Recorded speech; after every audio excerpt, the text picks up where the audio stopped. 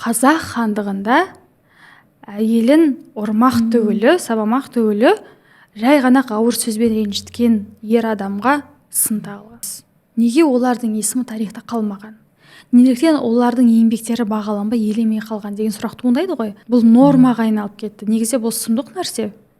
Өз басым тарихта ешқашан бұл есімді естімеген едім. Біз Хюррем Сұлтан дегендерді жақсы білеміз, Валиде деген, мысалы Ханана деген, өзімізде де сондай тарихи тұлғалар бар екен. Неге сондай соларды насихаттамасқа? Бір жыл сөз айтсаң, ол саған жүрегін бере салады ғой. Қалайша осындай ерен еңбектері елемей қалған тұлғаларды біз білмейміз. Керемет, ғажап, әдемі, сондай сымбатты, ақылды жандар.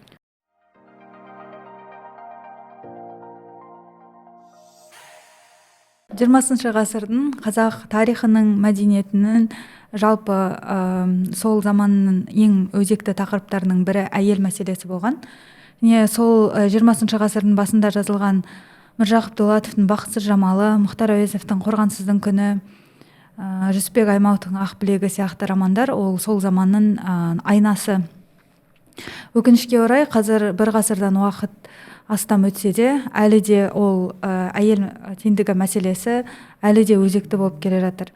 Және ең өкініштісі, бәлкім сол кезде тұрмыстық зорлық-зомбылықтың негізгі себептері, басты себептері оқымағандығы деп ойлаған болсам бұрында, ал қазір заманауи оқыған білім қол жетімді заманның өзінде де өкінішке орай сол қайталанып жатыр.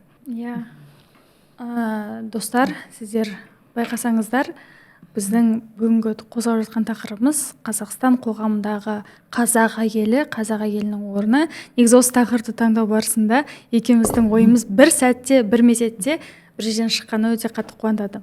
Және айтып кеткендей, қазір бұл өте ауқымды әрі өте өзекті тақырыптардың бірі болып отыр. Бірінші кезекте бір әлеуметтік тұрғыдан өте маңызды тақырып. Неге десек, бұл 2024 жыл қазақстандықтардың, барша қазақ елінің қоғамында дүрбелең алған, үлкен дау-дамайларды туғызған және анау сондай әлемдік деңгейде орын алып жатқан зорлық-зомбылық, әйелдерге деген қиянат жасаудың барлығы, қазір болған сот, болған оқиғалардың желісі барлығы әрине жаныңды түршіктіреді. Сол жағынан сол тақырыпты қозғайық деген ниеттесін. Екінші жағынан тарихи аренада бейжай қалған, керекті, қажетті деңгейде елемей қалған тарихи тұлғалар туралы сөз қозғау болған. Мысалы, менде осындай сұрақ туындады. Бүгін айтпақшы подкаст жазып отырған күні Арман Юсупов өзінің блогында айтқан еді. Аяқ астынан 21 ғасырда саналы кезде барлығымыз әлеуметтік желілерде отырып, барлық осы жаңалықтарды бөлісіп көрісіп отырған кезде өзім сол бір қызға қиянат жасалып жатқан, далада кетіп бара жатып жасап жатқан қиянатты көрген кезде қатты таң қалдым дейді. Яғни, білмеймін, қазір сананың биігіне шыққан заман, 21 ғасыр интеллектуалды көшбасшылардың заманы деп айтып жатқан кезде осындай мәселелер неліктен туындады деген сұрақ пайда болады. Сенің өзінің жеке пікірің бойынша немен байланысты? Мен бұрында көбінесе ондай зорлық-зомбылықтар тек ауылды жерлерде болады деп ойлайтын, көбінесе. Және ауылды жерлерде әсіресе оқымаған адамдардың арасынан жиі кездесетін сияқты көрінген. Бірақ соңғы жағдайлар оның ешқандай да білімге қатысы жоқ екенін дәлелдеді. Ең біріншіден себеп түбінде барлық нәрсенің себебі тәрбиеден деп ойлаймын. Егер адам ең алғашқы іргетасы ретінде адамға ізгілік, сыйластық және үйіндегі ата-анасының өзара дұрыс сыйластығын көргенде, ондай мәселелер қайталанбайтын еді деп ойлаймын. Ол ешқандай да білімге, мысалы заманауи білім тағысын тағы емес, Әл-Фараби айтқандай, ең бірінші тәрбиедемін деп ойлаймын. Және қазір адамдар сәл мейірімсіздеу болып кеткен сияқты ма, сондай жанашырлық, эмпатия сезімдерінің жоқтығынан. Иә, мүмкін. Мен де осы тақырып жайлы көп ойлаған едім. Енді әйел қауым туралы қыздарға арналған өте көптеген тамаша мақал мәтелдер бар ғой. Мысалы, жерді ер азаматтар қорғайтын болса, ұлтты қыздар қорғайды деген бір жақсы сөз бар. Қысқадан нұсқа, бірақ нақты дөп тигізіп айтқан екен, иә. Сосын тағы да маған ұнағаны, тағамға дәм тұз беретін тұзға рахмет, және де халықты бір-бірімен байланыстыратын қызға рахмет деген сияқты. Айта берсең көп қой, бірінен кейін бір шығады. Кез келген тарихи тұлғаларды, жазушыларды алсаң, ойлардың барлығында дерлік әйел адамдардың сондай нәзік жанды болғанымен де істеген істерінің барлығы өте маңызды екенін көрсететін сәттер өте көп. Иә, мысалы,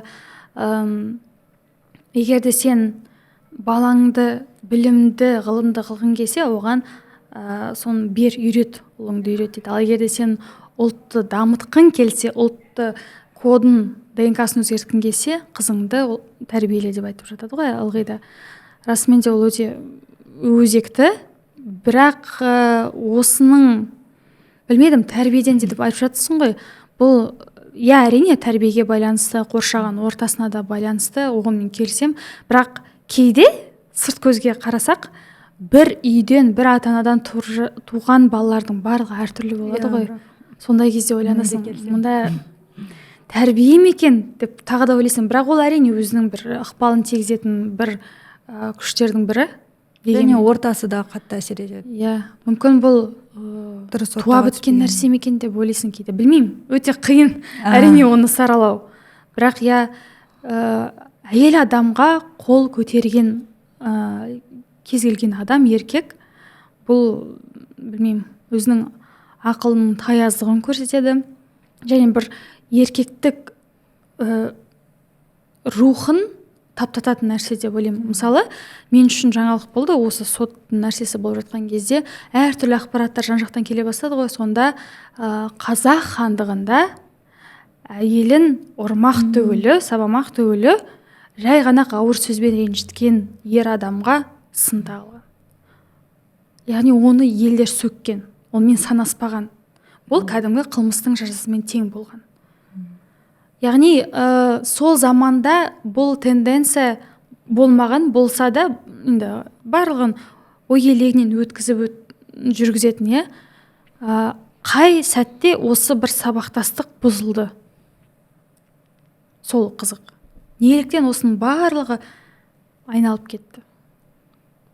Бұл нормаға айналып кетті. Негізі бұл сұмдық нәрсе. Шынымен де ойланып көретіндей сұрақ екен. Бірақ бізде көп шығармаларда әйелдердің осы үнемі әйелдер төмен болған сияқты мектептегі шығармалардың көбісі солайынан бізге оқылған сияқты да. Бірақ шынымен де менде Тәуке ханның жарғысы дегендерді оқығанда шынымен керісінше әйел адамның рөлі әрқашанда жоғары болғанын байқаймыз. Иә. Мысалы, қазір айтып жатады ғой, осы 20-21 ғасырларда әйел теңдік құқығын алып, енді естерін жия бастады деген. Мен бұл оймен келіспеймін. Қазақстан деңгейінде, масштабында. Өйткені бұл көне түркі дәуірінде деп айтып жатамыз ғой. Ойымызға кім? Сол Томирис ханшайым келеді, Зарина ханшайым келеді, ер мінезді болған деген сияқтандай рухты амазонкалар болған деп айтып жатады ғой, біріншіден, екіншіден қазақ хандығының осы сен айтып кеткеніне 7 жарғысы болсын. Және де білмеймін, әйел теңдігін қазір айтып жатады ғой, алаш зиялылар сол кезде қазіргі тілмен айтқан кезде феминистік көзқарасты бағыттаған өзінің шығармаларында деп айтып жатады ғой. Мүмкін, бірақ енді мен өзімді феминистердің қатарына, кез келген топтың қатарына жатқызбаймын негізі. Бірақ ойым бұл әйел құқығын, теңдігін беру деген сондай қисынсыз дүние сияқты. Неге десек, әйел мен ер адамдар туа біткен, менің ойымда, менің санамда, менің әлемді қабылдауымда, менің призмамда деп айтайын ба, әрине екеуі тең. Бұл естественный процесс деп айтып жатады ғой мен үшін. Сондықтан әйел бір саты төмен, бұл ақылы таяз деп әсіресе айтып жатады ғой, шаш жүздің ақылы қысқа деген мүлде келісілмейтін нәрсе. Яғни сондай қайдағы жоқ бір таптаурындарды алып, соны нормаға кіргізген кезде мен айтамын, әрбірден кейін сен кімнен шықтың, кімнен тәрбие алдың, өте сондай миға қонымсыз дүниелер өте көп. Осы тұста Зира Наурызбайдан естіген бір ақпарат есіме түсіп жатыр. Сонда айтады да, бұрын қазақ қыздары өзінің жасауымен келгенде, олардың тіпті қыздар көмекшілерін ертіп келген деп, өзінің жасау ретінде. Және олар әрқашанда биік статуста болған.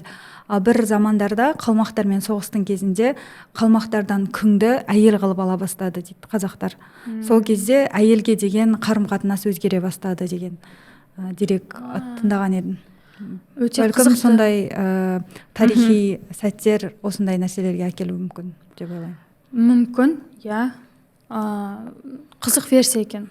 Ойланатын нәрсе, бірақ қыздары дипломатиялық тұрғыда пайдаланды ғой енді, арасында. Білмедім, енді әйел адам, қыз баласы өзі сондай уникум. Мен мұнда біреуді, ер адамдарды кемсітіп, қыздарды тым жоғары көкке көтеру емес, бірақ объективті тұрғыдан қаратын болсан, сен оған ұрық берсен, ол саған дүниеге сәби алып келеді. Сен оған жылы сөз сөйлесең, ол сен айналаңды жадыратып жібереді. Өмірді сондай жылулықпен, сәулемен қамтамасыз етіп, сен оған осындай бір тағам дайындайтын тамақ берсең, ол саған кешкі ас жасап береді деген сияқты. Сен оған бір жылы сөз айтсаң, ол саған жүрегін бере салады ғой. Яғни не берсең де, оған ол одан бетер үлкен, алып, маңызды нәрсені береді, саған 1000 есе қайтарып береді соны. Сондай жанындарды, тұлғаларды әрине аяққа басу кез келген елдің, кез келген ұлттың бұл трагедиясы. Қыз тағдыры, ұлт тағдыры болу керек. Сондықтан ешқандай зорлық-зомбылыққа жол бермеу керек. Және де білмеймін, бұл алып жатқан оқиғалар желісі барлығы бір күні аяқталатын шығар деген сенімдемін. Өйткені бұл сөзбен айтып жеткізу мүмкін емес әрине. Жақында әйел адам ер адамнан кем десе қате, ер адам әйел адамнан артық десе қате деген пікір оқығам. Осы біздің әйел еркектің нағыз олардың өзіндік мысалы артықшылықтары бар, кемшіліктері бар да, екеуі тең дегенде ол барлық мағынада ешқашан тең бола алмайды да, бірақ олардың әрбір өзінің сен айтқандай уникальный қасиеттерімен олар бәрібір де адам ретінде әрқашанда тең. Адам ретінде, тұлға ретінде, азамат пен азаматша ретінде, құқық жағынан, таңдау жағынан барлығынан тең, бірақ екеуін салыстырған кезде мен айтам, екеуі мүлде салыстыруға келмейді ғой. Екеуінің біреуі Марстан, біреуі Венерадан деп айтып жатады ғой енді. Психологиясы, қабылдау, бейімділігі барлығы әртүрлі ғой, бірақ ортақ қасиеттер де бар, бірақ білмеймін енді. Кемсіту деген оған жол жоқ. Енді осы тұста біз осы жалпы қазақ әйелдері қоғамдағы орны демекші, осыдан бөлек қыздарға деген өзіміздің қолдауымызды көрсетіп, ағылшынша айтқанда girls power, women empowerment деп айтып жатады ғой, соған өзіміздің бір кішкентай бір үлесімізді қосып, мүмкін болашақта сіздерге үлгі насихат болатындай role modelді қалыптастыру мақсатында тарихи деректерде ұмыт қалған әйел адамдардың есімін жаңғыртуға өз үлесімізді қосқымыз келіп отыр. Мысалы, біз мейлі жарайды және айтып кеттік қой, көне түркі дәуірінде, одан прото түркі дәуіріндегі тайпаларды алатын болсақ, ол жақта сондай рухты арулардың, амазонкалардың бағана айтып кеткендей болғаны бізге барлығымызға мәлім. Бірақ кейін, мысалы, Қазақ хандығы деген кезде, Алашорда үкіметі деген кезде, бертін келгі тарихты айтқан кезде біздің ойымызға көптеген алып тұлғалар келеді, бірақ ол тұлғалардың барлығы дерлігі осы ер азаматтар екен. Бірақ солардың қасында қолдау көрсеткен әйел адамдар аз емес. Неге олардың есімі тарихта қалмаған? неліктен олардың еңбектері бағаланбай еленбей қалған деген сұрақ туындайды ғой. Енді осы тақырыпты таңдағаннан кейін, тұлғаларды іздей бастағаннан кейін мен өзіме рас талай жаңалықтарды аштым. Мен де осы тұлғаларды оқу барысында ойладым, неге бұл адамдар біздің мектепте оқулықтарда көрсетілмеген. Мысалы, сол ер адамдардың тақырыбын өткенде сонымен бірдей деңгейде айтылатын тұлғалардың есімі көп екен, бірақ мүлде ондай. Мен осы есімдерді өзімде жаңадан естіген есімдер болды.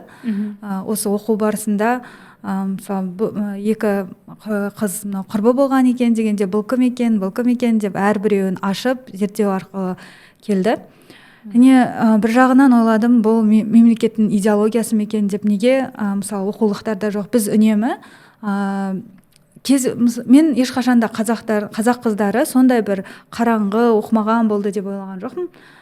Өйткені бізде Абайдың әжесін, анасын, Шоқанның әжесі Айғаным бірнеше тіл білген, өте дарынды, білімді адам болған, сондай анасының тәрбиесін көрген деген сияқты біз бастауыш сыныптан бері оқып келдік та. Және мен әрдайым ойлайтын, қыз баласы тек қана отбасыда және өзінің баласына тәрбие беру арқылы өзінің барлық жиған білімдерін ұлтқа тарата алады дегендей. Біз жеке өзі білім алып, мысалы жолдасы арқылы немесе бала шағасы арқылы емес, өзінің толық еңбегін қосып, өзінің аты шыққандарды мектепте оқыған жоқпыз мүлде. Рас. Бұл оқулықтарды, программалардың барлығын жаңарту керек деген дабыл қағып отырмыз барлығымыз. Рас. Түсініксіз нәрсе. Бұл енді бар ғой, мен бүгінгі таңға дейін ол туралы қатты алған жоқ. Мысалы, ойбай, өңшең толған ер адамдар екен деген ондай менің миыма кіріп шыққан да жоқ. Әйтеуір тұлғаларымыз бар дегенде. Бірақ әрине арасында ойлайсың, осы ер адамдардан басқасы ешкім еңбектенбеген ба дегенде. Бірақ білмедім, мүмкін бұл айтады ғой, кезінде егіншілік, мал шаруашылығы болмай тұрған кезде, қатты дамымаған кезде матриархат болған қоғам, потом патриархалды деңгейге ауысты деген сияқты. Яғни дүние алмагезек деген сияқты. Және қазірдің өзінде мысалы митингтарға шығып жатқан, дабыл қағып жатқан, кез келген мәселені көтеріп жатқан әйел адамдар, әйелдер қайттан оянды, қайттан сол тізгінді қолдарына алып жатыр деп. Неше түрлі тенденцияны ауысқанын байқаймыз ғой. Оны мен де көріп байқап жүрмін, бірақ бұл мүмкін ол да бар шығар, мүмкін ол менде байланысты шығар, бірақ әрине көштің басында кім тұр, ол қандай өзі идеологиялық бағыттыстық дейді. Яғни мен айтқым келгені, біз көптеген әлемдік әдебиеттер, ғылыми зерттеулердің барлығы ағылшын тілдерінде көбінесе жазылған ғой. Оның орыс тіліне ғанасы тек 20% ғана аударылған. Орыс тіліне ғана. Ал орыс тілінен қазақ тіліне аударылған деңгей әлде қайда аз, әлде қайда төмен. Аударылған күннің өзінде де ол кімнің ойымен, кімнің призмасымен аударылғаны бір Құдайға аян. Сондықтан дәл сол сияқты көштің басын бастап тұрған адам өзі қандай тренд беріп отыр, ол өзі қандай өзінің астына тізбектеп кететін идеологияны қалыптастырғысы келіп отыр. Соған да үлкен мән беру керек, расымен сен және айтып кеткендей. Енді білмеймін, біздің осы подкастымыздың өзі соған бір шағын болса да көмек болады. Менің ойымша осындай әйелдер, тұлғалар туралы бірнеше түсірілім түсіруге болады негізі. Дәл осы сәтте біз өзімізге белгілі Зере, Айғаным әжелері ғана емес, Гаухар батыр, Назым батыр сияқты томиристер жайылған емес, одан да әлде қайда беймәлім тұлғалар жайлы айтқымыз келіп отыр. Осы подкастқа шабыттандырғандардың бірі Әли Әшім. Әли Әшімнің бастамасынан біз сондай қызығушылық оянғандай, бәлкім бізден де басқа адамдарда сондай тағы да кім бар екен деген қызығушылықтар оянатын шығар деп ойлаймын.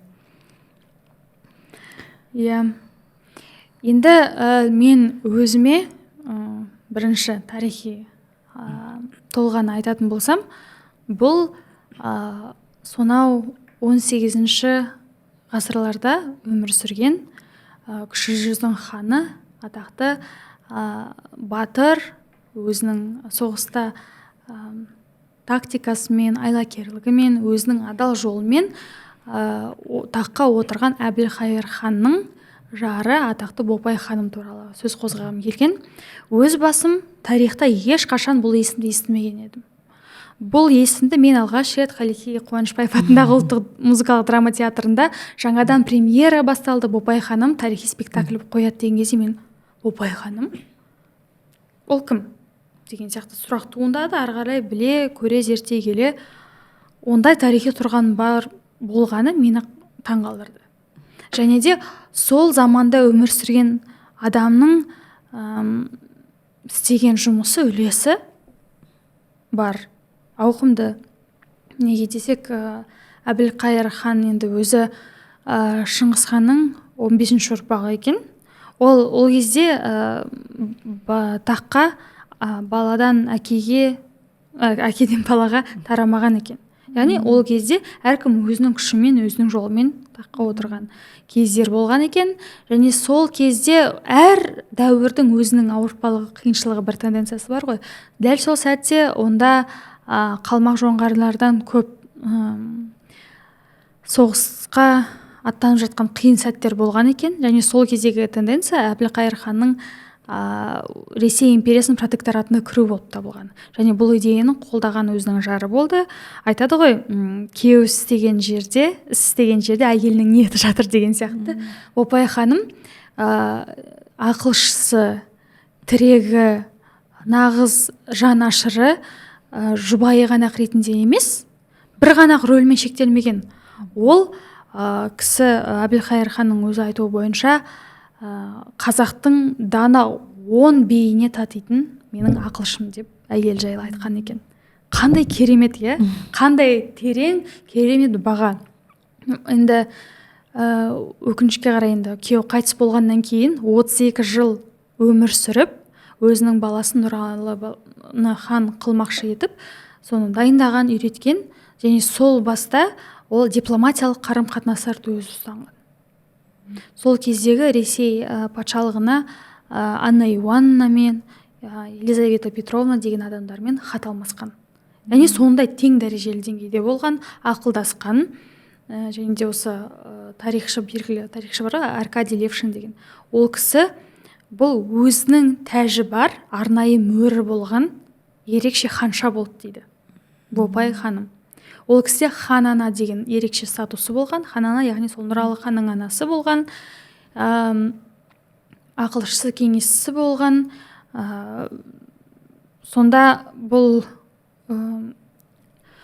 қалай айтсам екен, дипломатиялық аренада мінезі бар, өте сондай сұсты, биік болған. Және де сол ағылшын саяхатшылары келген кезде суретін салып кеткен екен. Сонда неше түрлі әдемі әшекейлерді киген, сондай өр, рух, қайсар мінезділік сезіліп тұрды дейді. Содан кейін осыған байланысты тағы да мен таң қалдырған фактілердің бірі, кезінде Әбілқайыр хан осы Ресей патшалығымен хат алмасты ғой. Сонда Ор өзенінің бойында жаңадан бір қала салуыңызды сұраймын, және сол қалада мен өзім ары қарай ғұмырымды кешуім керек деп айтқан екен.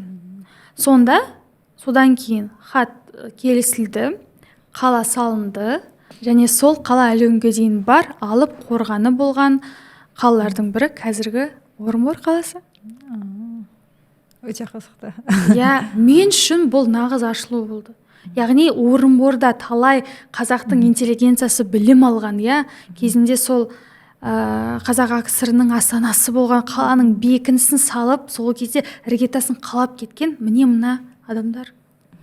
Қала салынды. Соған түрткі болған, көмекшісі, ақылшысы болған Бопай ханым.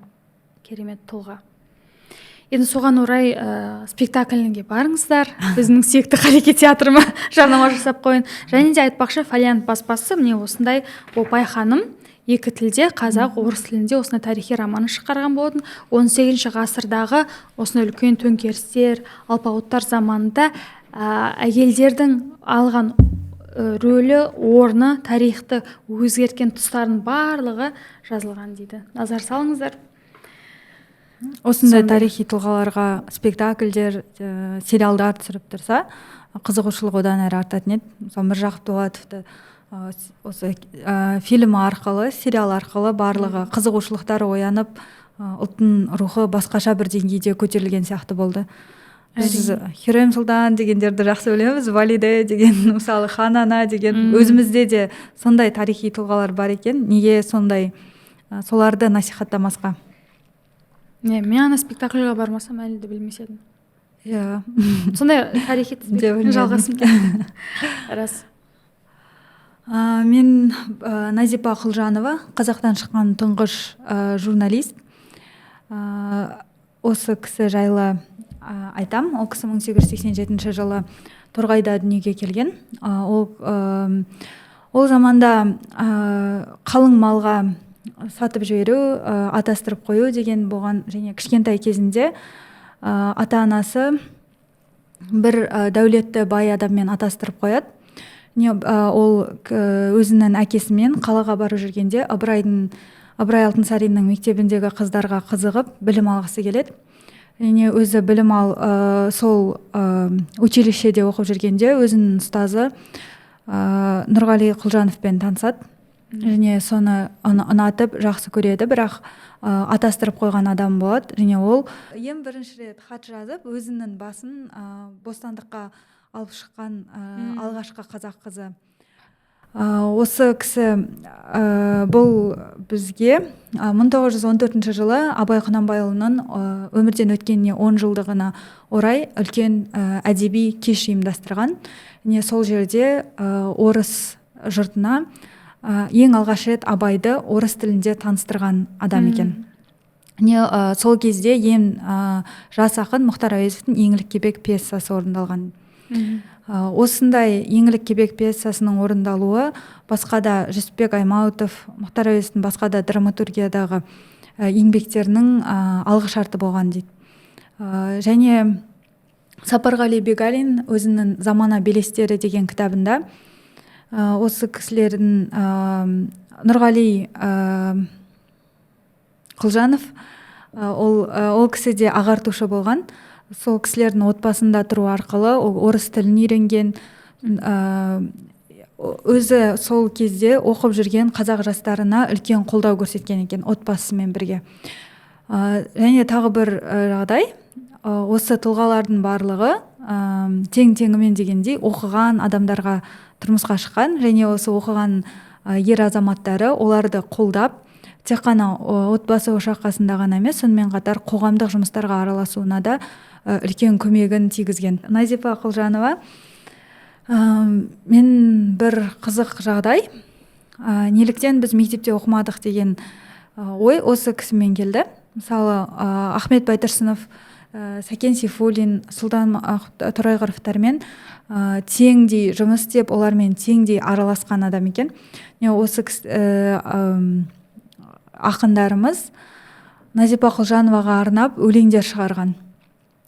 Бәрімізге белгілі Ахмет Байтұрсынұлының ел бүгіншіл менікі ертең үшін деген тіркесті бәріміз жатқа білеміз. Бірақ ол өлең Назипа Құлжановаға арнап шығарған екен. Өзінің сырын бөліскен. Сонда рахатсыз өтсе де өмір жасың, бұл жөнімнен Құдайым айырмасын, ұзақ жолға ниет қып бір шыққан соң, орта жолдан қайтпаспын қарындасым деп мұңын шаққан дейді. Және Сұлтанмахмұт Торайғыров өзінің таныстыру деген поэмасында Назипа Құлжановаға арнаған дейді. Ардақты бар Назипа деген ханым, газет, журнал жүзінен жұртқа мәлім, оқыса сондай әйел шығар деп, оқығандар бағалар сөздің дәмін. Неше күнде қыдырсаң да таба алмайсың, семейден одан өтер адал жанын. Осы өлеңнен ақ біз Назипа Құлжанованың қандай еңбектер жасағанын, өзінің адами болмысының қандай биік болғанын көре аламыз. Байтұрсынұлы түрмеге түскенде, Семейдің түрмесінде жатқанда өзінің анаға хат деген өлең жолдарын Назипа Құлжановаға аманаттап тапсырған екен, анасына сол хатты жеткізіп баруын. Анасын ауылына апарып, осы өлеңді оқып беріп, аманатын жеткізген деседі. Назипа Құлжанова жақсы өлең айта алатын болған. Затаевичтің қазақтың мың әні деген кітабы өзінің 3 өлеңнің нотасын түсіруге көмектескен, үлесін қосқан екен. Ол кісі өлеңді жақсы айтатын, сондай күміс көмей дейді, сондай адам болған, және орыс тілін өте жетік білген екен. Және осы біздің Горький, тағы да орыстың ұлы жазушыларын қазақ тіліне аударып, қазақ жұртына таныстырған алғашқы қыздардың бірі. Өзі Қарқаралыға қыздарымен барған кезде Потанинді көреді. Әне Потанин осы қыздар жөнінде айтқан, қазақ қыздарын көрдім, олар Некрасовтың өлеңдерін жатқа оқыды деп. Және осы Назипа Құлжанова қазақтың қайраткер, интеллектуал қызы деп баға берген. Және бірнеше газеттерде жұмыс істеген. Еңбекші қазақ газетінде жұмыс істеген. Сонда еңбекші қазақ газетіне ең алғаш Шолпан Иманбаеваның өлеңін Шолпан Иманбаеваға айтпай шығарған екен. Шолпан Иманбаева ол қазақтан шыққан тұңғыш қазақ ақын қыздары. Мен ол жайлы да білмедім. Біз қазақ қыздарынан ақындар дегенде ең бірінші есімізге Фариза Оңғарсынова түседі. Бірақ одан да ертерек, одан да бұрын Шолпан Иманбаева. Барлығы құрбы құрдас болып тұр ғой, иә? Екеуі танысқан екен. Ол екеуінің таныстығы да өте қызық болған. Шолпан Иманбаева да бір байға тоқал ретінде алған. Содан кейін бір қалаға жол түскенде Сәкен Сейфуллинға өзінің арызданып өлең жолдарын жолдаған екен. Сонда Сәкен Сейфуллин өзінің көмегін беріп, осы басына бостандық алып беруіне үлкен үлес қосқандардың бірі екен. Тарихшылардың айтуы бойынша бәлкім осы екеуінің ортақ тағдыры бір арнаға тоғыстырды. Ол Шолпан Иманбаева бар жоғы 22 жасында өмірден өткен. Бірақ сол аралықта 50-ден астам өлеңдер жазып үлгерген. Сондағы Назипа Құлжанова осы қазақтың тұңғыш ақын қызының жарыққа шығуына өзінің үлесін қосқан. Сонымен қатар ол Қаныш Сәтбаев, Әлкей Марғұландарға сабақ берген. Қалайша айтыңыздаршы, қалайша осындай ерен еңбектері елемей қалған тұлғаларды біз білмейміз? Неліктен? Сұмдық нәрсе. Бірақ басқа да білетін ер адамдармен қатары жүрген да, есімдері. Тіпті осы жаңағы неде жасаған, Семейде жасаған өзінің кеші, ол көптеген жазушылардың тағдырына жол ашу болған. Тағдырына жол ашу болған. Өйткені осы еңлік кебек пьесасында Қаныш Сәтбаев та рөл ойнаған дейді. Мен сөйтіп қайта айта беремін. Бұл расымен де қалайша?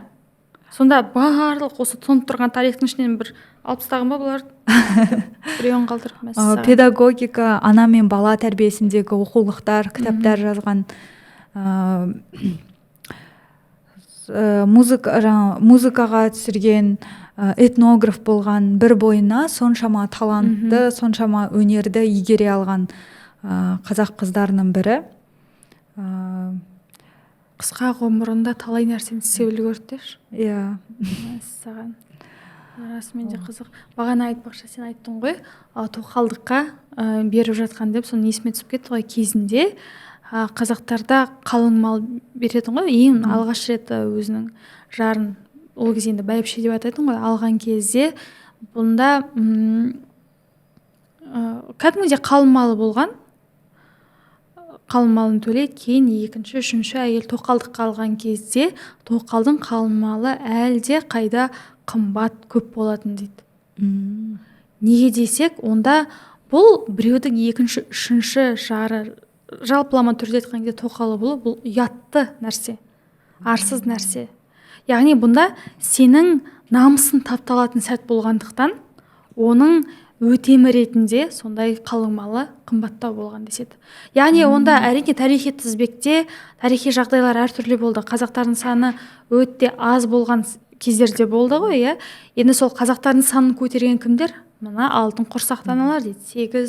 8-10 баланы дүниеге алып келген, 8-10 баланы дүниеге алып келген бірақ адам да болды. Жиыны, иә, 2-3 ай елден алған кісілерден осыншама санды жандарды сүйген кездерде болды. Яғни бұнда санына байланысты емес, айтқым келгені, айтып жатады ғой қазір неше түрлі адамдар кезінде тоқалдары болған мына кісілердің 3-4 әйелі болған деді.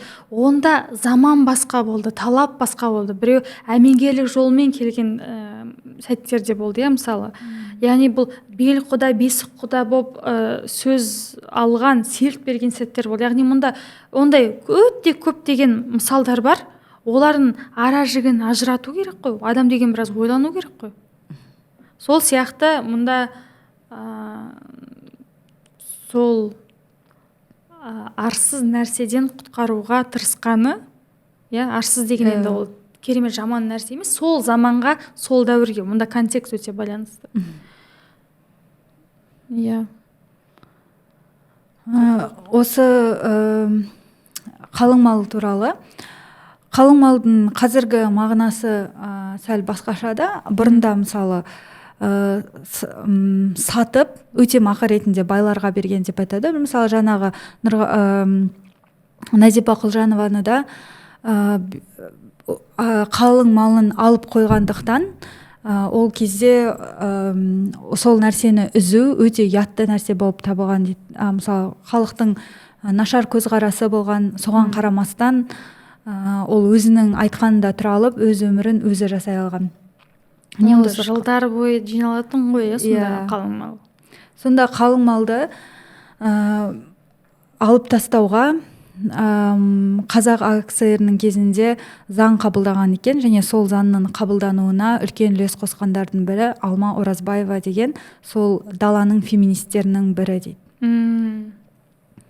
Ол қалың малды алып тастауға және яғни қыздардың сатылуына, сонымен бірге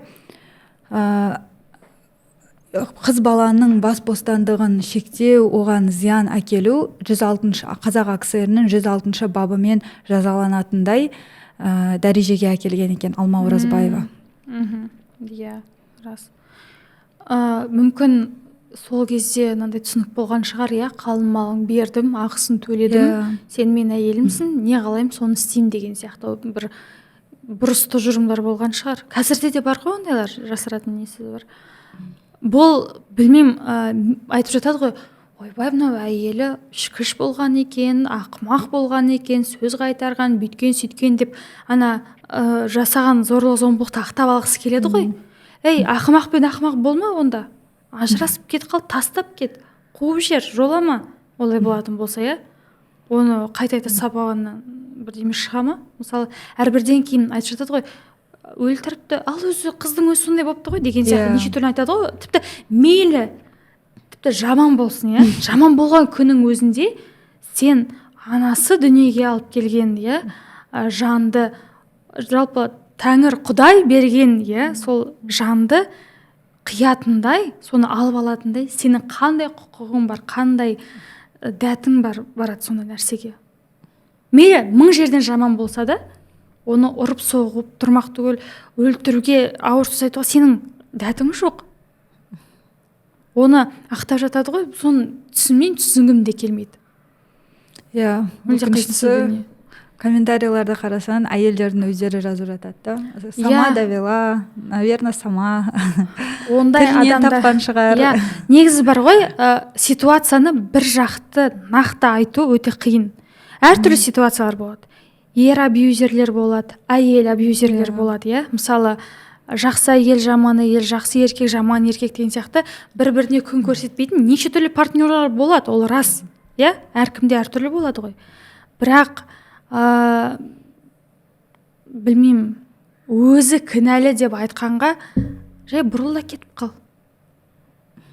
Әрбірден кейін сол ауыртпалық, сол кінә, сол жазаның барлығы сенің қолыңда, сенің кармаңда қалады емес пе? Бұл өте қиын. өте ауыр жазасыз. Білмеймін енді. Және сен айтып жаттың ғой, вот алаш зиялылары кезінде солармен тұспа-тұс келген, солардың замандастары болған тұлғалар жайлы. Солардың замандасы болған ерге ердей, серге серідей серік бола алған жандар бар. Солардың бірі мен айтқым келген Аққағаз Досжанова. Мен үшін ол кісі ашылу, жаңалық болды, жасыратын жоқ. Осы подкастқа дайындалу барысында ол кісіні аштым. Әрине ең бірінші сол Әлия Ашымның осындай тарихи деректермен, тарихи іс-сапарлармен барғанын көріп жатамыз ғой барлығымыз әлеуметтік желі. Сол кезде естідім де осы кісі жайлы ақпарат алуым керек, зерттеуім керек деген ой пайда болды. Енді ол кісінің білімі терең, зерек, алғыр, сондай зейінді жан болған деген сондай естеліктер бар. Ол кісі кезінде осы Ахмет Байтұрсынов, Әлихан Бөкейхан, Жақып Дулатов сынды адамдармен қатарлас болған, солардың ақылшысы, тірегі, жанашыры, сондай ең қиын ауыртпалы 20 ғасырда өмір сүрген күрескер адам. Ол кісі небары 39 жас ғұмыр кешті, бірақ сол 39-ның әрбір сәті саналы, сапалы өткен дейді. Ол кісі әуел бастан-ақ Тұрар Рысқұловтың 100 сомдық стипендиясын иеленген. Сонау сол айтып жатасың ғой, қазақ қыздары кезінде қараңғы болған деп. Сол қараңғылық сәт болған кездің өзінде алға суырылып шығып, Мәскеуде білім алған бірінші ақ халатты Абзалжан. Ол кісі білім алғанына, осы мамандықты таңдауына өзінің ағасы Сағындық Досжанов көмектескен. Ал ағасының өзі Алашорданың батыс қанатын басқарған. Торғай облысындағы сол қоғамдық қайраткер болған, және де сол кезде Торғай облысында кезекті бір құрылтай съезін ұйымдастырған адам болған. Яғни өзінің туған қарындасын бағыт-бағдар берген, сол сабақтастықты жалғастырған бір себепші болып отыр ғой мұнда. Және де сол өзінің алғырлығымен, білімге құштарлығымен көзге түсіп, сол Мәскеуде барлығын оқуын өте үздік сәтті тамамдап, сол кезде осындай Аққағаз Досжанова деген қазақтың қызы өзінің алғырлығымен көзге түсті деген сондай арнайы мақала жазылған сол кезде газеттерде. Сол кезден бастап көзге түскен екен. Содан кейін Мәскеуде оқып жүрген кезде мұсылман жастарының өзінің ортасы клубы болған, сонда мүше етіп, белсенділік көрсетіп, сол кезде тек қана қазақтың өзінің қандастарымен емес, сондай-ақ татарлармен, әзірбайжандармен және де тағы да басқа осындай мұсылман бауырларды жақын тартып бауырмал болған. Ол тек қана өзінің ұлтының тәуелсіздігі үшін емес, солардың да жеке бөлек мемлекет, ел болып тұғыры биік болатындай сондай үндеулерге өзінің күш-жігерін салған көшбасшы болған әйел екен. Жастайынан жап-жас студент қыз болып осындай нәрсе істеді. Бұл яғни өзінің масштабынан да әлдеқайда кең ойлау ғой. Мысалы өзінің ел жерімен ғана шектелмей, басқа біреулерге де сол бір аңсаған тәуелсіздікті тілеу, соған үлескер болу, үн қосу. Мені ол факт өте қатты таңғалдырды. Қандай ғажап нәрсе, Содан кейін ары қарай Томск қаласына оқуға түседі, дәрігерлік институты тамамдайды. Ары қарай Ташкент қаласына барады да, сонда өзінің білімін жалғастырады. Яғни ол бір ғана сол Мәскеумен емес, басқа қалалармен де сол білімі жалғасты. Яғни әрдайым ізденісте болған, әрдайым оқуын шыңдап отырған, сөйтіп алға қарай басып отырған керемет жан. Сонда Ташкентте оқып жүрген кезде оқуын тамамдап жұмыс істеді. Ташкент ол кезде қазақтың қаласы ғой, негізі бұрынғы шаш қаласы ғой. СССР кезінде бер жүрген. Бірақ сол кезде Ташкентте оқып жүріп, сол кезде Ташкенттегі ол ұлтқа, тілге, дінге бөлмеген. Барлық баспанасыз, қорғансыз қалған балалар үйіне жайғастырып, күтім жасап, сол қорған болған екен. Көптеген осы жетім қалған балалардың ризашылығын алып, сондай бір рухани деңгейде биік көтерілген жағын. Енді сол кезде ол кісі педиатр болып, акушер-гинеколог болып жұмыс істеген екен. Сол кезде жұқпалы тері аурулары жайлы көптеген мақалалар жазған, еңбектер, жұмыстары бар. Сол жергілікті газеттерде жұмыс істеген. Сосын осы өзінің әрбір қысқа ғұмырында, қамшының сабында қысқа өмірін осындай үлкен еңбекпен ұштастырған. Оны айтады ғой, саналы ғұмырын салихалы істермен өрнектеп, қалың өртке қанатын су сепкен қарлығаштай деп керемет сипаттаған. Иә, өте керемет. Және бұл шын оқиға. Бертін кезде жақын болған. Қазір ол кісінің ұрпақтары бар ғой. Ұрпақтары мақтан тұту керек, атын шығару керек, бұйырса. Өте керемет әңгіме. Неліктен біз оны білмейміз? Неліктен білмейміз, бірінші сұрақ. Және ол кісілер осындай жас шағында осындай үлкен дүниелер жасап ойлай алғанда. Назипа Құлжанова 15 жасында училищені бітіріп, ол сол кезден бастап еңбек жолын бастаған дейді. Алма Оразбаева 16 жасында сабақ беріп бастаған. Сол 20-ға толмаған жас шақтарында олар қоғамға, ұлтқа, жалпы қазаққа жарқын болашақ сыйлауға не істей аламыз деген сұрақ оларды ертерек мазалаған болып тұр ғой. Біз мектепке 6 жастан барамыз. Бірақ мен жеке өзіме, мен ұлтқа не бере аламын, немесе жалпы қоғамға қалай пайдалы бола аламын деген сұрақтар бертін келе, мүмкін 20-дан кейін ғана келген сияқты. Оқу бітіріп, оқу жүрген кезде жастық максимализм мен анау-мынау деген нәрселер болатын шығар, бірақ саналы түрде мен не бере аламын деп ойлап, соған жоспар құрып деген нәрселер бертін келе ғана пайда болған сияқты. Ал бұрынғы кезде, мысалы 15 жаста андай ойын баласы деп айтады ғой. Мысалы шынымен де 15 жасымызда ондай нәрсе мүлде ойламаған сияқтымыз. Шығарма жазып, әйтеуір жаттанды. Айтып жатады ғой, әр дәуірдің, әр заманның өз қызығы, шыжығы мен бұжығы бар сияқты.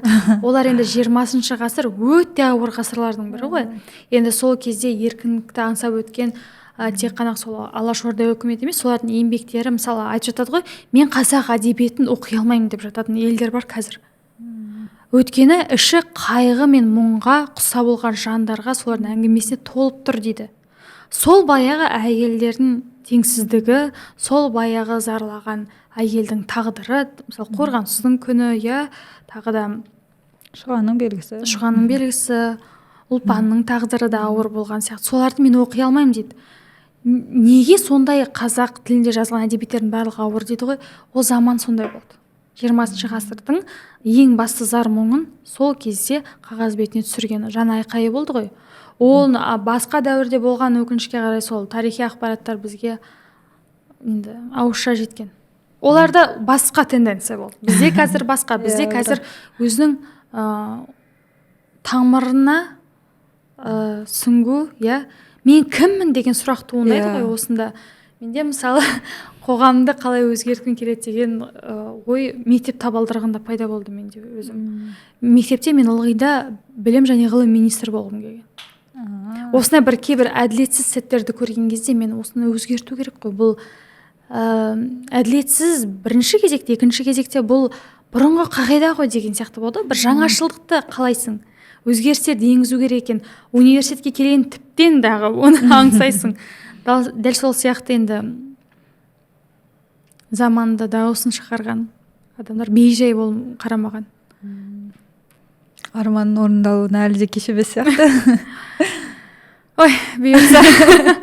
Құдай сәтін салса көреміз. Енді білмеймін, кереметтей министр болмасақ та, бірақ осындай бір-екі адамның ойын қозғайтындай, иә, солардың көзін ашатындай сондай септігіміз тисе, оның өзі әрине.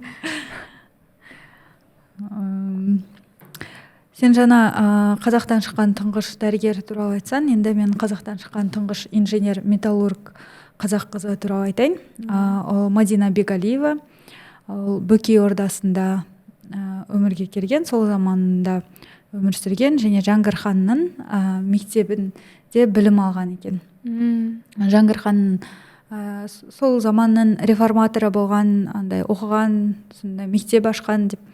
Сол мектептің түлектерінің бірі осы Мадина Бегалиева, және ол Алма Оразбаева екеуі бір сыныпта оқыған екен. Мысалы тарихтан Жәңгір хан мектеп ашқан туралы оқығанда ешқашан ойламаппын, қандай түлектер шықты екен дегендей. Сол жағынан қызық болды. Мадина Бегалиева әкесі кедей адам болған, қара жұмыспен күн көрген, бірақ ерте өмірден өткен. Содан кейін анасының қамқорлығында болған. Анасы Алима өзінің жиған тергенінің барлығын осы Мадинаның біліміне құйып, сол кезде оқу орнына түсірген. Не ол қазақ әйелдерінің теңдігі, қазақ әйелінің сол замандағы ана мен бала мәселесін көтеріп өзіндік үлесін қосқан, және осы Алма Оразбаева екеуі құрбы болған. Екеуінің Қызыл отау деген бағдарламасы деп айтаймыз ба, Қызыл отау деген атаумен әйелдер жайлы, әйелдердің көзін ашу, үгіт насихат жүргізген екен. Олар үгіт насихат жүргізгенде көбіне әйелдер, мысалы ауыл аймақтарды аралағанда әйелдер келмейді екен. Мүмкін бір себебі олардың жолдастарынан қорқан болуы мүмкін, немесе шаруа әйелдерінің онсыз да сондай тұрмыстық тіршілікпен ондай жерлерге баратын уақыты болмауы мүмкін деп айтады. Содан кейін олар тігін машинасын қойып, егер осы жиынға келген адамдар өзінің, ол кезде тігін машинасы екінің бірінде жоқ қой, сөйтіп өзінің тігетін заттарын, керек жарақтарын тігіп алуға мүмкіндік жасаған. Былай қарасаң, маркетинговый ход. Қалай жақсы ойлап тапқан деп ойладым. Солай әйелдерді көзін ашуға істеген, және Бегалиева өзінің бұл қадамға жалпы осы жолға түсуіне себепкер болған оқиғаны айтады. Ол өзінің ауылындағы өзінің құрдасы Бадиша Сейдалиева деген жас қызды, 60 жастағы әйелі өлген Есқали Сәрсенәлиевқа сатып жіберген, ата-анасы сатып жіберген болғанда, ата-анасы қарсы болғанына қарамастан сол жағдай орын алған. Ауылдың адамдары қанша қарсы болса да, ештеңеге қарамастан сол жайт орын алғаннан кейін ол әйелдердің теңдігі жайлы, әйелдің жеке бас бостандығын алу туралы өзінің күрескерлік жолын бастаған. Және сол жылдары драмалық үйірмелер болған. Сол үйірмелерде сатылған қыздың рөлін ойнаған. Ол заманда ондай рөлдерде ойнау қазіргідей жеңіл болмаған деп айтады. Қауіпті? Қауіпті дегендей, әйел адамдарды ондай қатты құқығы сондай бірдей деңгейде болмаған. Ол туралы айту қиын болды дейсің. Тіпті осы жаңағы Назипа Құлжанованың Абай туралы шығармашылық кешінде ең бірінші рет Біржан мен Сараның айтысы көрсетілгенде алғаш рет Сараның рөлін әйел адам шыққан екен да. Оған дейін Сараның орнында әрқашанда сондай спектакль сияқты қойылса, ер адамдар әйел адам рөлін ойнаған дейді. Мәссаған. Қызық екен. Неліктен? Абсурд қой бұл, әйел адамның орнын ер адам ойнау деген. Ол басқа заман болған. Цензура болған ғой тек. Мүмкін. Ондай да болады екен. Ол кезде білім алуға әрең мүмкіндік алып жүргенде сахнаға шығу одан да қиын болған шығар. Әрине, оларды сен қайда барайын деп жатырсың, деңгейіне қарасаш деп кештерін айтқан шығар кезінде кемсітіп. Осы жолда жүріп, оны тағдыр жолы инженер болу жолына әкелген. Осы әйел мәселесін тағы да басқа мәселелерді көтере жүріп, 1931 жылы Казолькекомның шешімімен марксизм және ленинизм курсына жібереді. Сол курстан кейін ол өзін ауыр өнеркәсіп оқытатын өнеркәсіп академиясында түрлі түсті металл өңдеу факультетіне оқуға түсуге өтініш жасайды, және оның өтінішін қабылдап осы оқу орнына түседі. Өзінің дипломдық жұмысы ретінде балқаштың мыс қорыту тақырыбын алады. Және осы Балқаш қаласындағы өнеркәсіптің мұржасын, іргетасын қалағандардың бірі. Және біз оны мақтан тұту керекпіз. Ол қазақтан шыққан тұңғыш инженер-металлург 1938 жылы ең алғаш түтінін будақтатып, Балқаштың мысын шығуына алғашқы үлес қосқан адамдардың бірі.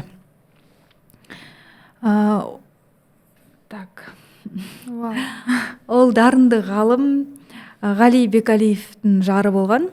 Ол кісі де өте сондай дарынды адамның жары болғаны өте қуантады. Екеуі бірлесе жүріп, қазақтың қоғамының өзгеруіне, ұлттың көзінің ашылуына үлкен үлес қосқан. Бір-біріне тең сай келген, тең тура келген деген серіктестер. Жасау. Алма Оразбаева да, Аққағаз Досжанова сияқты өте рухани дүниелерді көп жасаған. Ол кісі тіпті балаларды оқытқан кезде үнемі сыныбында қазақ қыздарының аз болғаны қынжылтып, әрқашан хат жазып отырады екен. Қазақ қыздары аз деп. Өзінің ұлтының әсіресе қыздардың көзін ашуға көп уайым, мұң шеккен адам. Және кедей қыздарды ауа райы жағдайы төмен, сондай қыздарды оқытқанда ауа райы нашар, жаңбырлы, боранды күндері тіпті өзі үйлерінен тасып әкеліп, қайдадан үйлеріне тасып апарған дейді. Бірнеше оқушыларды өзінің үйінде тұрып оқытқан. Тіпті ол кезде біреуді асырамақ түгілі өзін асырауға жағдайы қиын болғанына қарамастан сондай әрекеттерге барған. Бұл кісі де өлеңді керемет айтқан. Және Затаевич Алма Оразбаева туралы менің осы еңбегіме дамуына және жинақталуына бірінші болып үлес қосқандардың бірі Алма Оразбаева деп айтты. Мадина Бегалиева Алма Оразбаева туралы жалпы сол заманда 20 жылдың ішінде қыздардан тек 10 ғана мектепті бітіріп шығады екен. Сол 10 мектеп бітірген қазақ қыздарының біреуі деп Алма Оразбаеваны атаған. Және Мадина Бегалиева өзінің өз жазбаларында сол заманда мысалы 2 сыныптық білім болса қыздарға, олар 1 сыныпты бітіргеннен кейін екінші сыныпқа келмей тұрмысқа шығып кететіндерін, оларды қалың малға сатылып кететіндер жайлы айтылған екен. Сол барлық қыздардан 10 ғана қыз бітіріп шықса, соның біреуі Алма Оразбаева болған.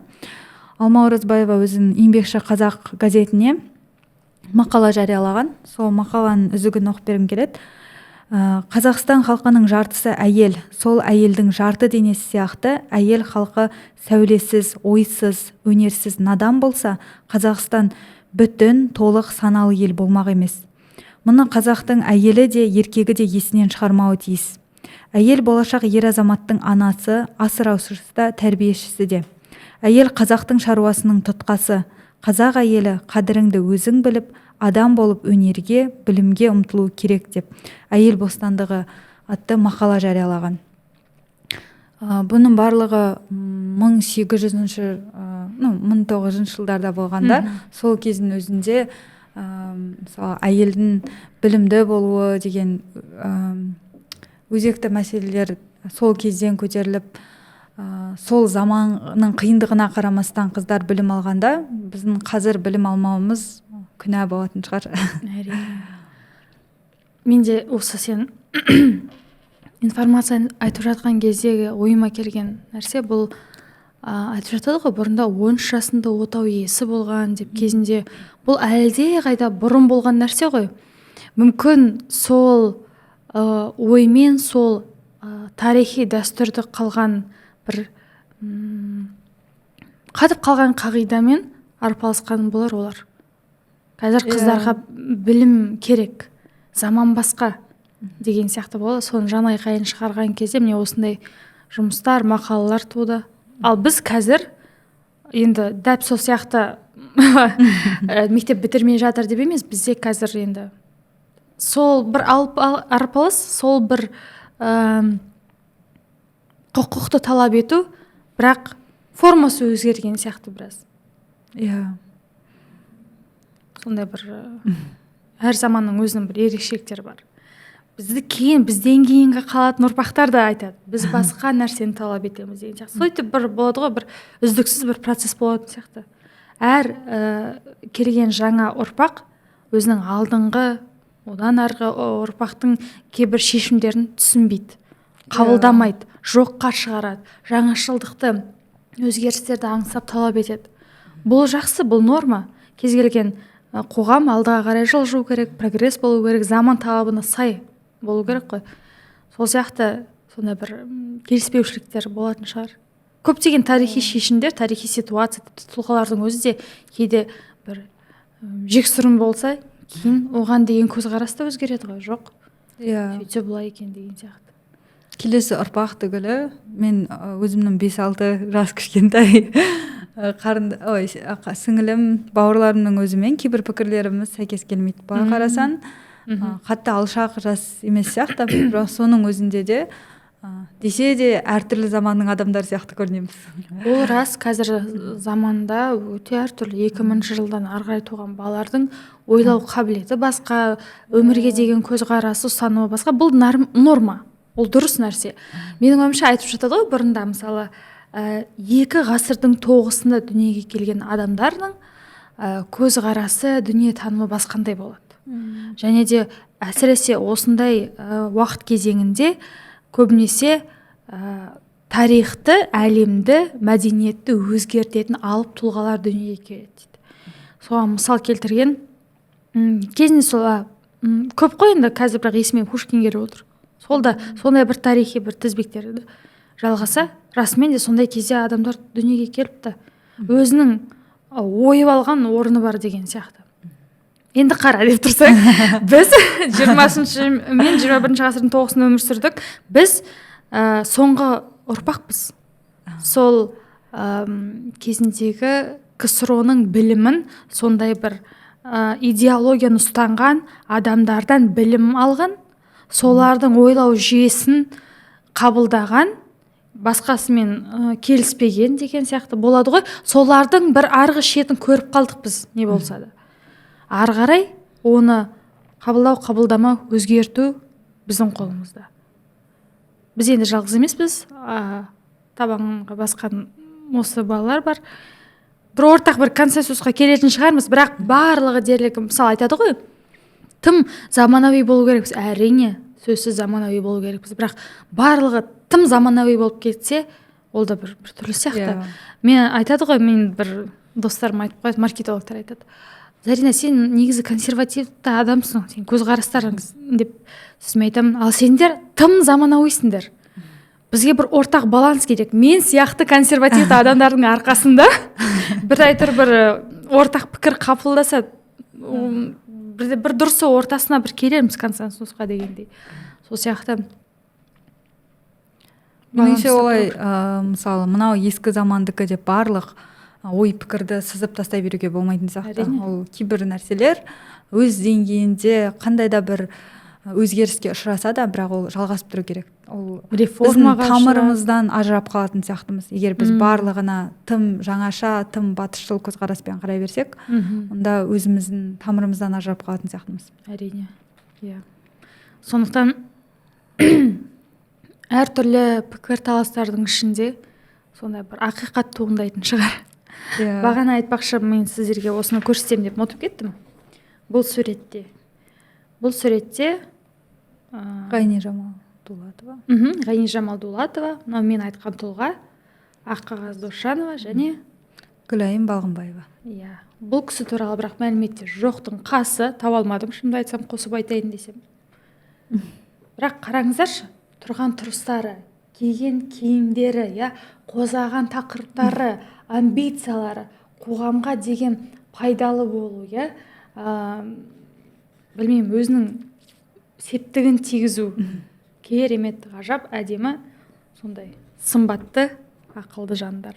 Ғайни Жамал Дулатова да негізі Міржақып Дулатов сияқты қазаққа Алашорданың құрылуына тек қана қолдау ретінде емес, жалпы өзінің көп еңбегін сіңірген деп айтады. Бірақ өкінішке орай ол кісі жайлы да өте ақпараттар аз.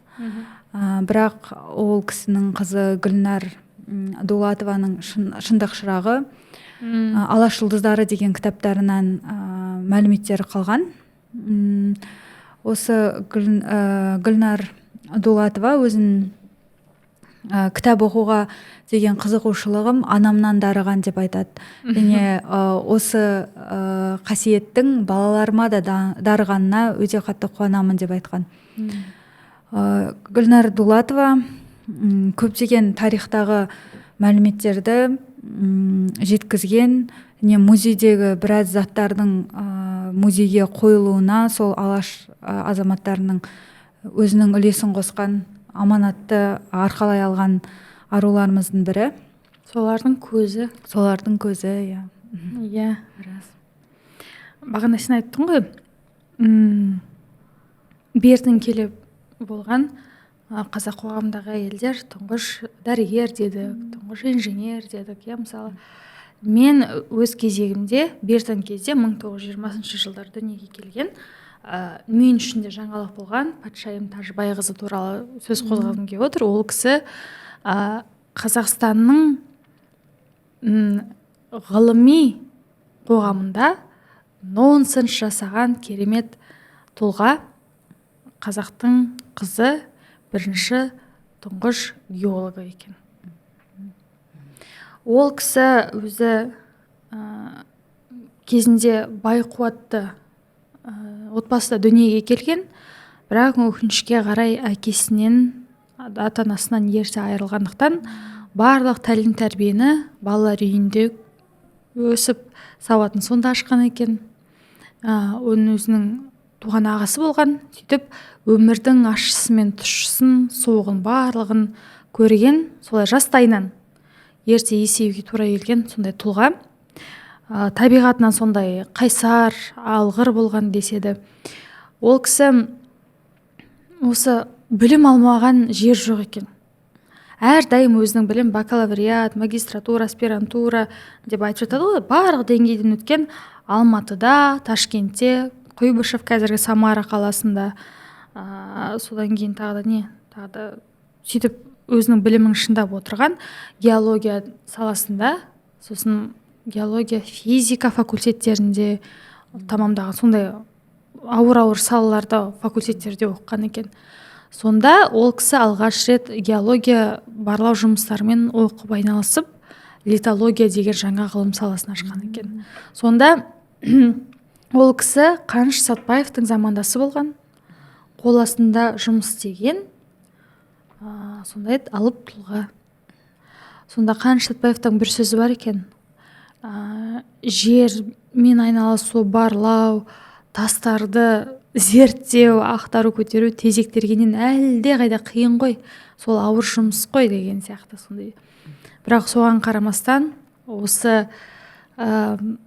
ауыртпалықтарды жеңуге, өзінің сондай жаңалықты ашуға тырысқысы келген сондай адамның еңбегі жанды. Қазіргі таңда 180-нен астам ғылыми мақалалар, еңбектер жазды, 3 монография жазып қалдырған екен.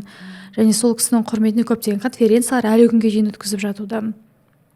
Сондай-ақ бұл кісі кезінде ақш, Европаның елдерінде қазақ, ағылшын, орыс тілдерінде еркін осындай ашық алаңда еңбектерін жариялап конференцияларда сөз сөйлеген жан екен. Жан жақты терең білімді, және де осы өзінің алғаш жұмыстарын Ұлытау жезқазғанда бастаған. Иә, Қаныш Сәтбаевпен сұхбат келіп отыр. Сондай-ақ осы Құмкөл кенін алғаш ашып, осында әйтеуір бір пайдалы қазбалар бар, мұнай бар деп өзінің жоспарын, болжамын жасады да, ақыры сол болжамы расталды. Пайдаланып қолданып келе жатырмыз дегендей. Жаңалық болды. Иә, рас. Сондықтан осындай ғылыми аренада өзінің орны бар, көбіне сыйлы болған, өзінің керемет көптеген марапаттамаларға ие болған тұлғаны біз неге білмейміз? Тағы да ол сұрақ көп туындайды. Яғни бұнда мен басты байқағаным, бәрі Ташкентте білім алған екен, Ташкентке әйтеуір барған. Осы бір сабақтастықты мен байқадым. Тіпті менің өзінің атам да Ташкентте білім алған. Ол сол заманның адамдары айтады ғой, анау Ташкентке барып білім алған. Яғни бұл екінің бірі бара алмаған. Қазіргі Оксфорд сияқты ма? Иә, солмен тұспа-тұс келіп тұр ғой. Яғни бұнда қазақ әйелдері жан жақты болған. Бір қолымен бесікті тербетті, екінші қолымен қоғам, елім, жерім деп солай жан жақты барлық жерде үлгерген. Қазірдің заман 21 ғасырдың әйелі де дәл сондай ғой. Ер адамдармен бірдей деңгейде жұмыс жасайды, дәл сол уақытта шаршайды, шаршауына қарамастан келіп тамағын жасайды, баласын оқытып тәрбиелейді деген сияқты. Яғни сондай өте маңызды жұмыстарды өзі істейді. Әрине бөліп бірге істесе жақсы ғой, бірақ дегенмен де барлық маңызды нәрселерге араласып қолын қояды. Сондай-ақ мен айтқым келгені, біз осы сабақтастықты ұмытқанымыз қызық екен. Тіпті қазір есімі руға айналған бізде көптеген тарихи тұлғаларымыз бар. Мысалы, орта жүзде Шаншар деген ру бар. Ода ары қарай Қызбеке, Нұрбеке, Айбеке сынды осындай кішкентай рудың топшалары бар. Сонда Ұлы жүзде Ысты деген руда, Ысты сол апаның құрметіне қойылған дейді. Сосын тағы да Керей руында Абақ Керей деген тағы да бір ру бар.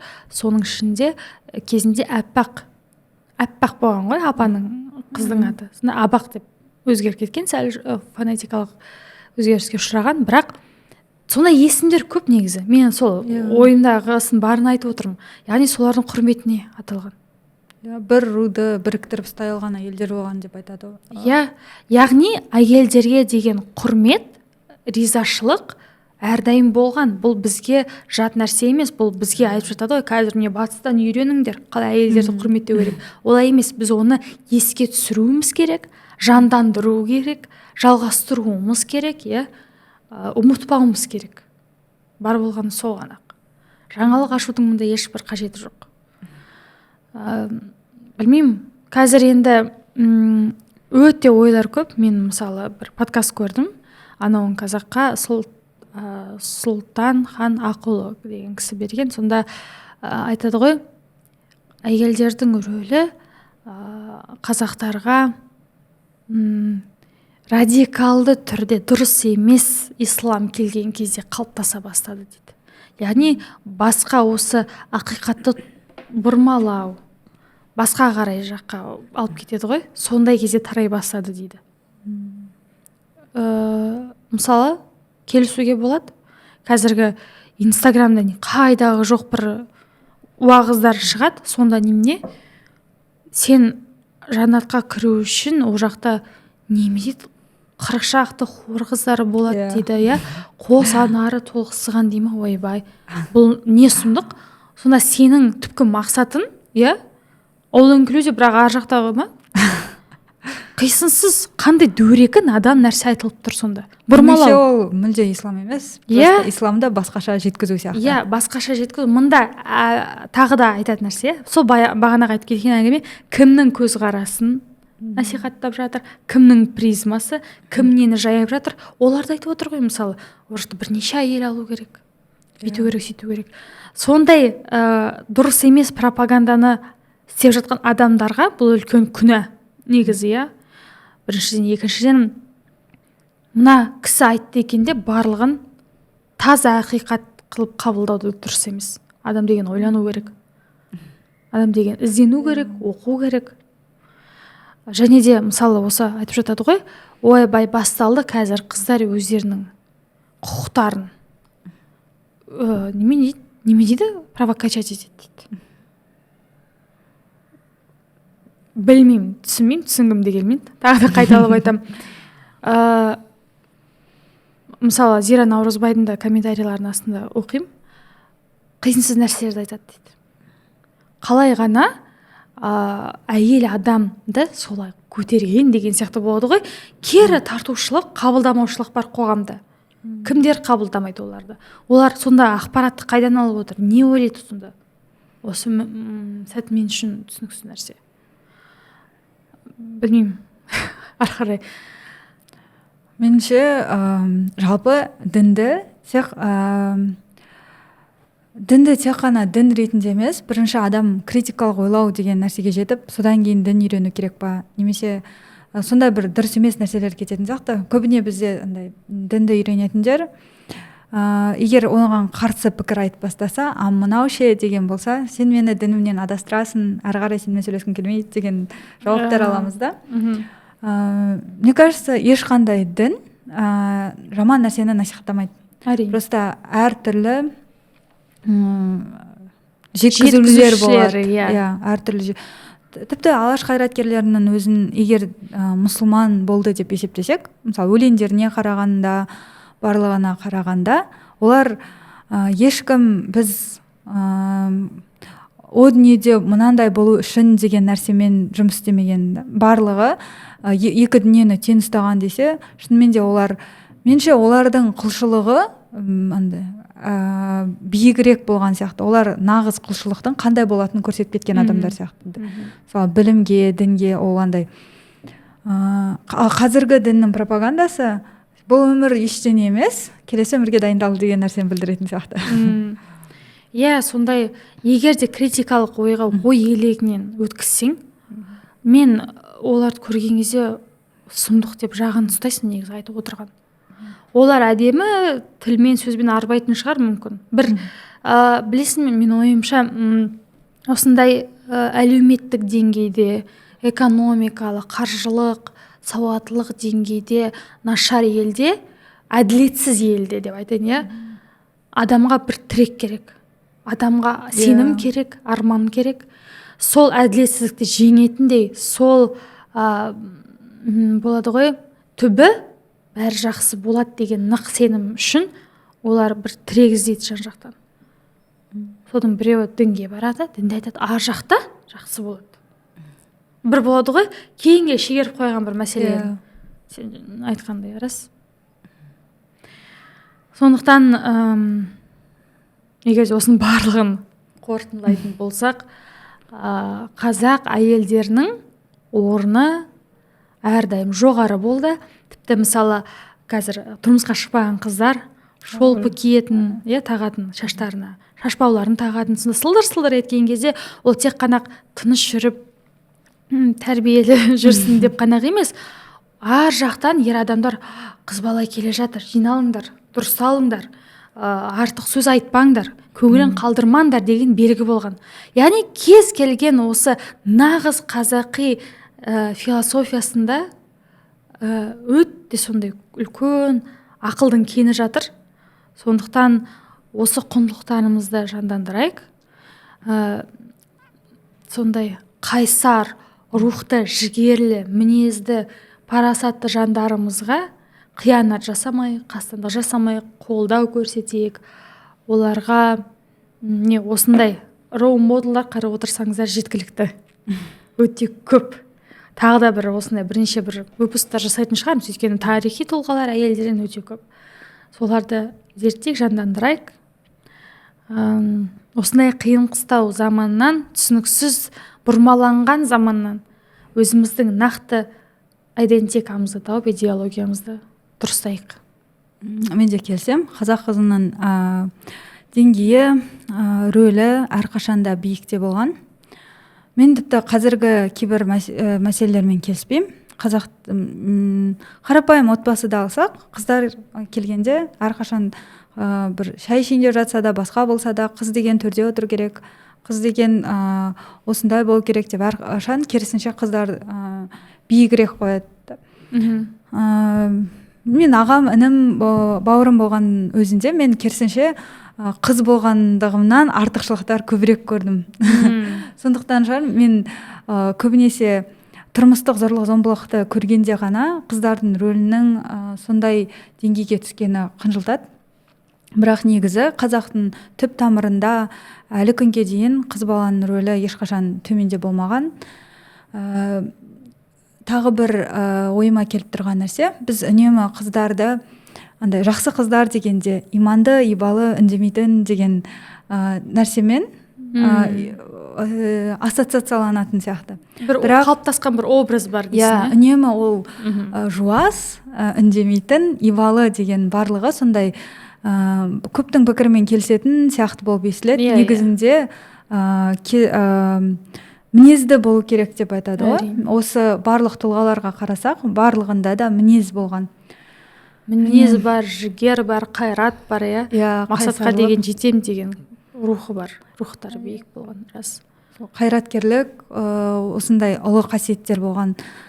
Мен қазіргі қыздардың өзімнің де жалпы мінезді болып және еңбекқор, сондай бір сөз бар ғой, ұлтқа қызмет ету үшін білімнен бір мінез керек деп. Сол қыздарымыз мінезді болғанын қалаймын.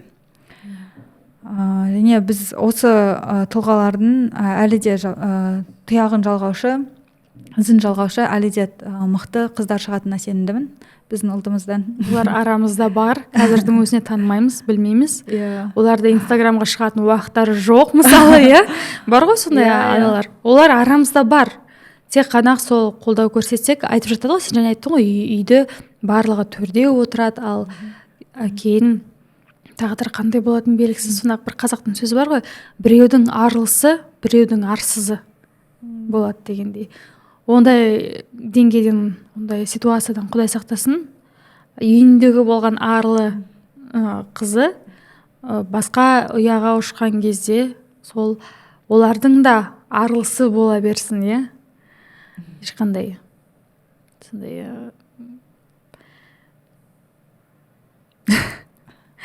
сондай ұсқынсыз, тиянақсыз, сапасыз, нашар дүниелер қоғамда орын алмасын деп тілейік, соған атсалысайық. Әйел бақытты болса, балалар бақытты, әлем бақытты, мемлекет бақытты. Бұл жалғанатын тізбек әрдайым. Сондықтан рахмет. Сенің арқаңда көп осы тұлғаларды мен естідім. Мен де сенен. Бірінші рет естідім сенің тұлғалардың ашылу болды. Сөйтіп біз тарихи тұлғаларды бөліп алып дайындалған болатынбыз. Әлем жақсы болсын десе, әйелдің халі жақсы болсын деген де сөз бар. Бәрі жақсы болсын.